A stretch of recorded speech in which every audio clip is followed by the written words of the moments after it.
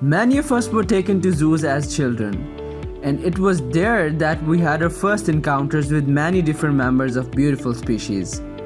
For some of us who love animals, these may have been some of our most meaningful experiences. And yet, zoos have a dark side. The vast majority of these animals held captive inside their compounds are depressed. They live in perpetual captivity and lack access to all of the things that make life interesting and enjoyable.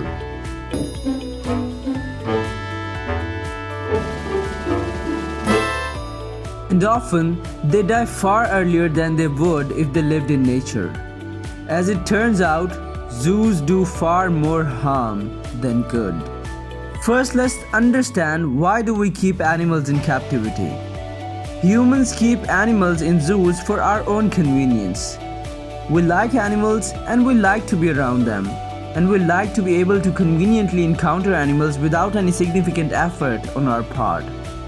And so, we capture animals from the wild and lock them up in the cages for our own amusement.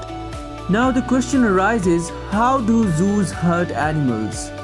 Yes, zoos harm animals in a wide variety of ways.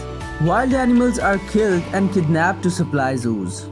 For starters, animals are not naturally found in zoos. The way animals initially find themselves in zoos is that they are kidnapped from nature and then brought to zoos. Zoos prefer to capture and display young animals, but the parents stand in the way. So zoos often hire hunters to kill the parents and then put the baby animals in the shipping containers and then ship them to their final destinations. Many animals die in the transport. Animals are not allowed to make their own decisions about how to spend their time. We limit their movements, their behaviors, their ability to fully realize their higher order needs, such as the desire to live autonomously, to make decisions, and to do meaningful work. We naively assume that only we humans can have a sense of purpose or partake in actions for the common good of our species or all species, and we deny animals the existence of their very real experiences. Animals are not allowed to choose their own mates or friends.